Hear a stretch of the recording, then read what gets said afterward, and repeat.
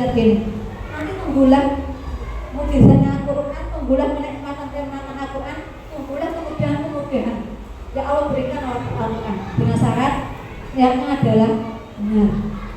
Sekarang niatnya tidak baik. Nomor satu tadi cinta. Yang kedua sadar.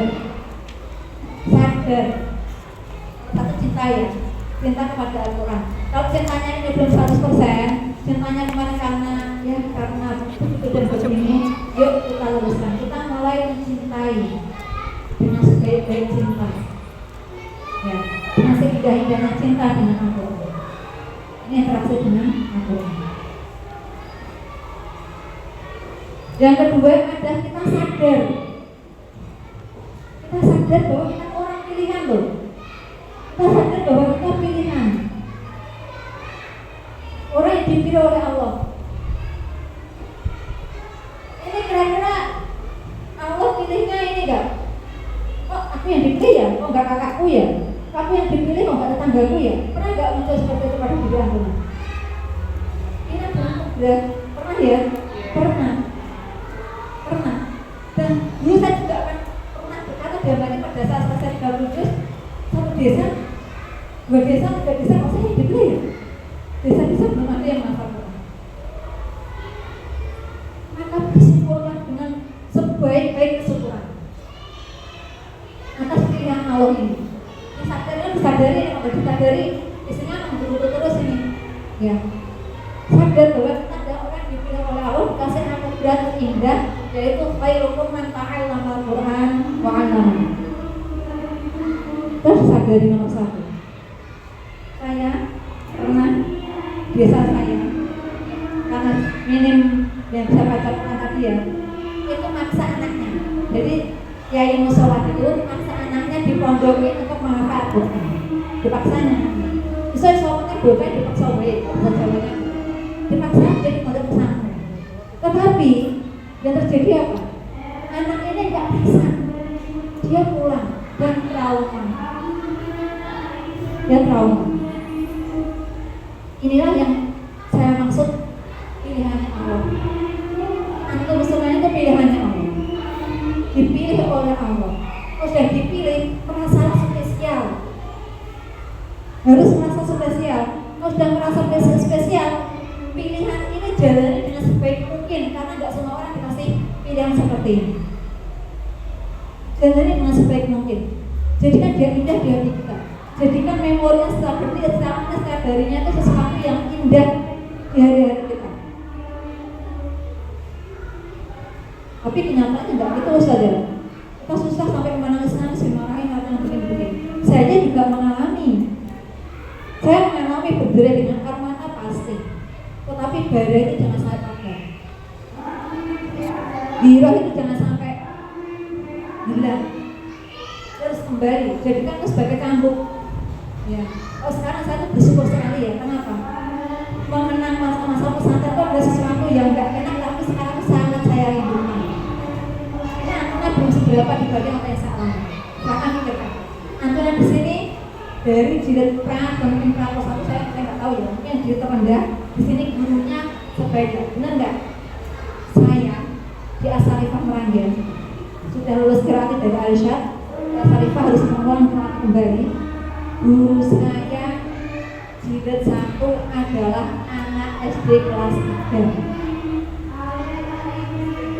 Apa? Iya, benar begitu. Ya, suruh ngadep langsung anak kecil. Saya sudah umur 21 tahun, karena saya hampir 3 tahun di Aisyah. Saya ngadep sama guru saya, karena ya saya pengen bisa, saya pengen naik jilid 1. Jilid 6 saya adalah anak kelas 5 SD. Jilid 6 saya. Bayang nggak? Kita sudah umur 21 tahun belajar anak kelas 5 SD, yang mungkin dia nggak pelajari psikologi kita. Bagaimana kalau kita berdiri nanti malu nggak ya kakaknya itu, lain-lainnya tuh anak kecil semuanya. Tapi apakah saya berpikir seperti itu? Tidak. Bagaimana saya menyelesaikan jilid 5? Justru nanti yang nggak bisa belum bisa. Ngadeg saya, kali-kali saya ngadeg. Mungkin ada yang ketawa juga itu teman kecil saya, sebelah saya itu masih kecil ya, sampai SK1 itu tuh masih ketawa. Mbaknya besar, tapi ada yang empati juga. Namanya Hamida, anak dari cucu kandung saya. Mbaknya tadi yang salah mana mbak? Masih ingat, anaknya kelas 1 MTS itu dekat saya yakin Pak itu sangat dekat. Guru saya tahu, bukan yang sekarang dengan saya atau anak urusan saya, bukan.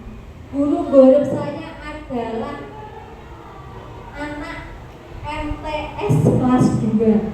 Guru sana harus tulis pakai tangan, pakai bahasa pakai Arab, dan tangan. Buku supaya saya sisipkan buat anak-anak saya. Saya selalu merindukan hal itu. Ya, saya pengen ngadeg, gitu. Suruh ngadeg berkali-kali. Ayo cepet ngadeg.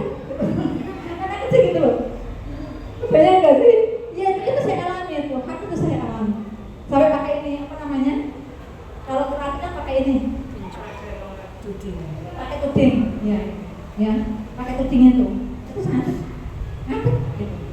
Terus dia keliling pakai tudingnya. Anak kecil ya, untuk keliling. Itu tajwid. Salah, tulisannya salah, dibenarkan ngantuk. Bisa tajwid.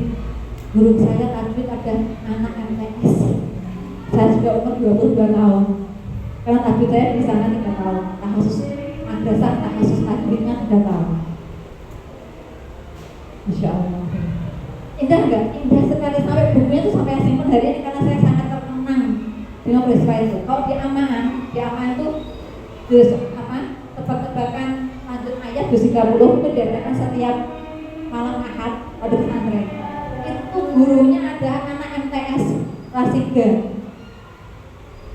Itu nggak bisa, kamu Taufikin ngadeg berdiri sampai selesai majelisnya. Majelisnya ada 1,5 jam. Kita akan berdiri terus. Apakah itu menghalang, maksudnya menurunkan birokrasi? Enggak. Karena apa? Fokusnya bukan pada siapa guru saya. Fokusnya ada bagaimana saya bisa. Bagaimana saya bisa. Jadi kalau kalian belajar Al-Quran, jangan melihat objek atau ini pengajarnya, tapi apa yang diajarkan. Yang diajarkan itulah yang fokus kita ke situ. Kalau fokus kita sama pengajarnya, sama kesulitannya, kita nggak akan laju, kita nggak akan bosan. Karena fokus kita terbelah di situ, terpecah di situ. Yang harusnya fokus untuk Al-Quran menjadi terpecah karena ke pengajarnya, karena ke groginya. Mungkin grogi pasti ya, saya belajar tidak grogi. Kesulitannya terlalu fokus pada kesulitan itu nggak bagus. Kesulitan ya ada, bagaimana kita atasi? Ya, jadi lebih kepada tujuan. Ya, fokus tujuan dari rumah apa ya? Tujuan dari rumah belajar Al-Quran, ya sudah, kita belajar Al-Quran. Sudah sunatullah, sudah menjadi ketetapannya Allah bahwa belajar apapun itu pasti ada kesulitan. Benar? Mau matematika ada kesulitan enggak? Ada. Mau belajar fisika? Ada. Mau kimia? Ada. Semua di dunia ini sudah menjadi sunatullah, ada kesulitannya masing-masing. Tapi kita bersyukur, kesulitan kita ada kesulitan di dalam belajar Al-Quran, yang itu bisa menjadi bekal untuk kita dunia dan akhirat. Sadar yang kedua. Yang ketiga,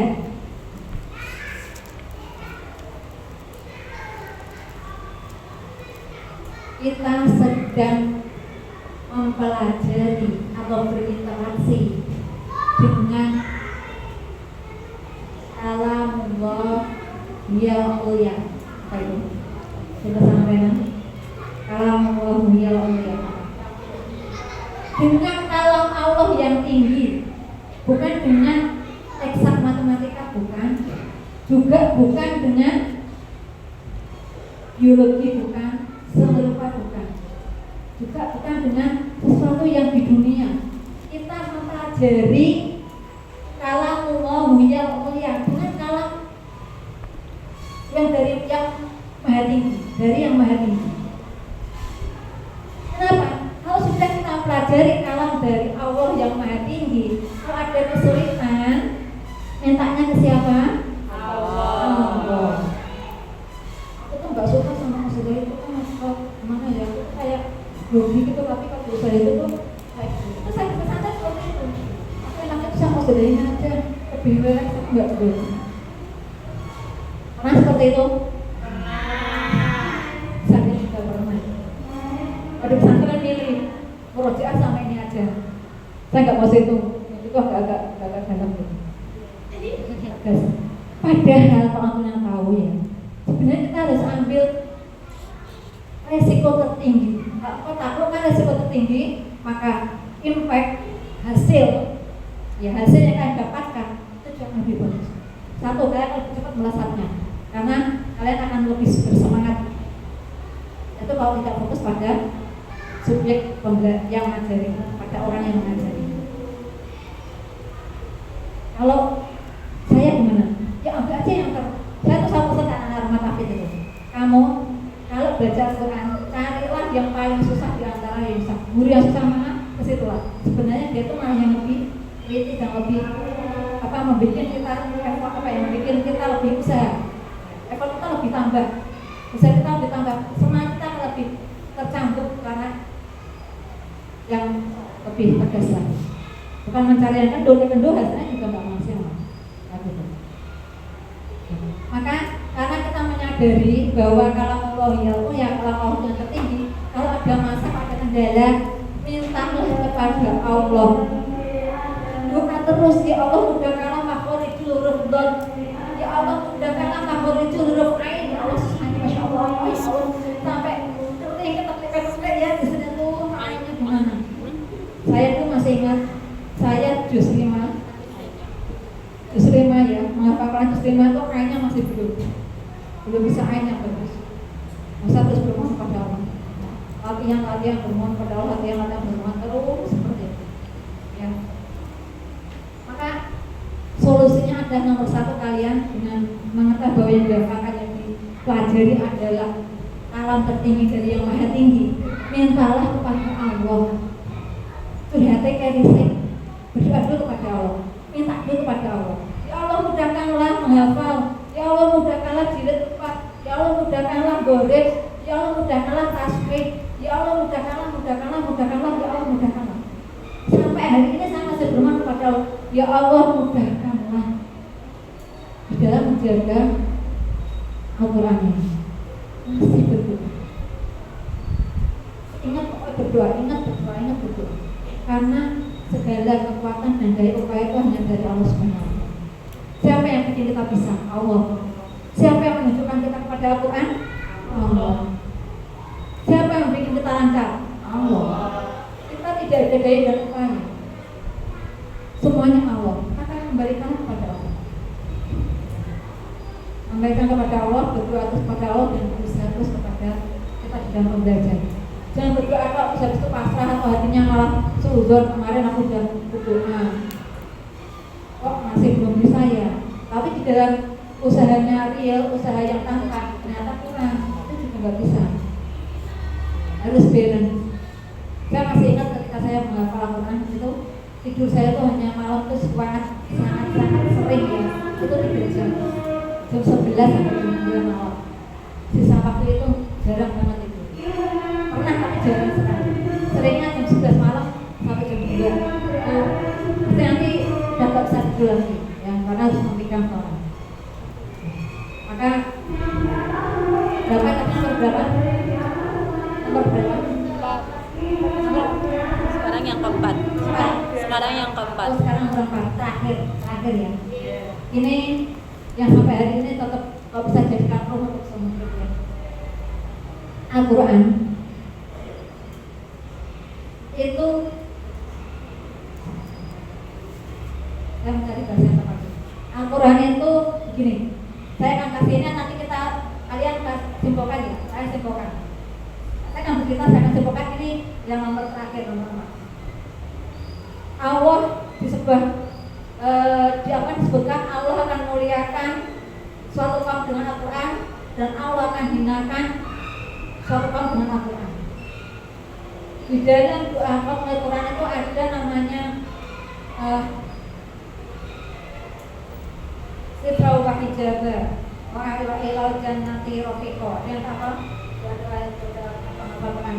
Jadikan dia sahabat di kubur, jadikan dia hijab dari neraka, jadikan dia teman ketika naik ke surga. Ada di doa Al-Quran, di Al-Quran. Ya, kayak biasa teman-teman apa? Dia menjadi sumber kemajuan di dunia. Ya, karena Allah akan angkat suatu kaum dengan Al-Quran. Allah bebaskan Palestina dengan Al-Quran. Allah akan ciptakan kemakmuran atau kejayaan Islam itu juga dengan Al-Quran. Dan Allah akan hinakan dengan Al-Quran, dan Allah akan menjadikan Quran itu sahabat. Ya. Dan siapa yang berinteraksi dengan Al-Quran dia menjadi ahlullah. Apa kesimpulannya? Yang nomor 4 dari uraian saya tadi. Kira-kira apa? Yuk. Apa?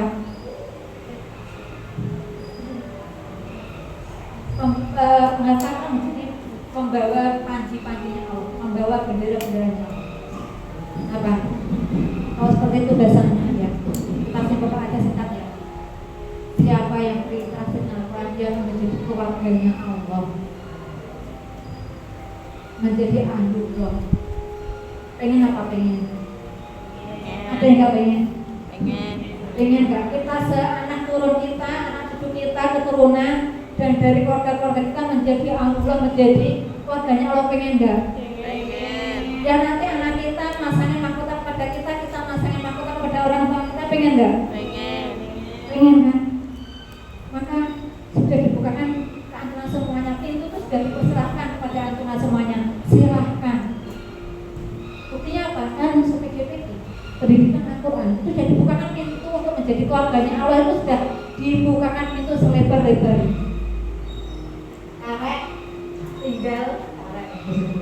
Tinggal bagaimana mau masuk dengan senang hati, dengan penuh kesyukuran, atau masuk dengan enggan.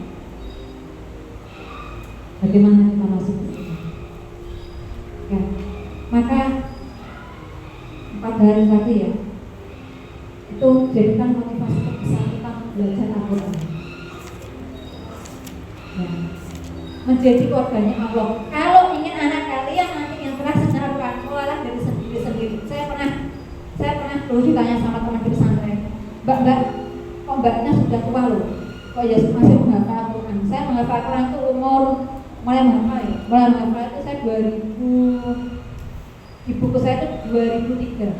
Sekarang umur berapa? Saya 22 tahun baru menghafal. Sebelumnya binagar terus 30 ayat surat-surat pilihan. Saya start menghafal itu 2003. Tidak menyangka akan selesai. Karena teman-teman sedang meragukan. Katanya, mbaknya udah tua.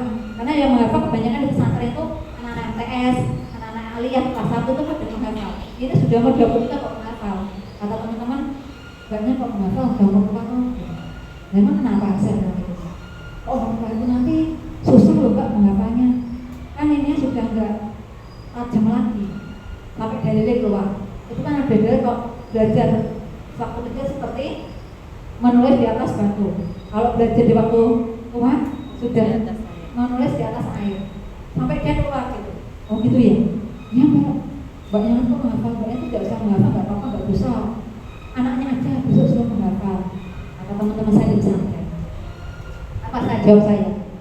Mbak, kalau saya minta anak saya untuk menghafal Al-Quran, terus anak saya bilang, loh, ibu kok nyuruh aku menghafal Al-Quran? Dan dulu kenapa ibu gak menghafal Al-Quran sendiri? Apa jawaban saya? Saya bilang gitu pada teman saya pesantren. Kalau teman saya pesantren, loh enggak kan sudah tua. Nanti kalau enggak selesai nanti dosa loh mbak. Masa dosa? Ya udah naik dosa. Saya bilang gitu. Yang penting kita harus saja menghafal. Nanti selesai nggak selesai itu dosanya Allah. Saya jawab gitu. Kemudian dia bilang, tapi itu di sini kondisi itu jarang kok bulan puasa saya nggak Al-Quran itu jarang.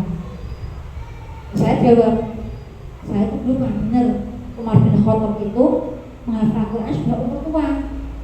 Gitu. Tapi itu kan sahabat enggak. Ya kita nggak apa-apa mencontoh Umar. Kalau sampai alhamdulillah, kalau nggak sampai yang penting niat kita sudah pengen menghafal Al-Quran. Saya debat itu, enggak ngobrol di pesantren seperti itu dengan teman-teman pesantren. Pokoknya ya sudah enggak kalau saya masih ingat saya. Maka nggak usah masuk gini. Semua itu tergantung pada diri kita. Bagaimana niatan kita, bagaimana tekad kita, bagaimana hiroh kita, azam kita untuk bisa mencapai yang kita cita-citakan. Kenapa saya dulu bercita-cita sampai maksudnya begitu mulai menghafal, saya dari nggak bisa pengen belajar karena masyarakat saya belum ada bisa gitu. Tetapi saya pengen menghafal, kenapa? Karena saya nggak mungkin minta anak saya menghafal kalau saya nggak menghafal. Saya nggak mungkin minta cucu saya menghafal Quran kalau saya nggak menghafal. Berarti itu harus saya mulai dari diri saya sendiri. Itu prinsip saya. Kenapa menghafal? Dan yang support saya, alasan tertinggi saya adalah saya ingin memberikan mahkota kepada teman-teman saya nanti di akhirat. Betapa saya ngebayangin panggungnya masyarakat nanti bagaimana megahannya gitu ya.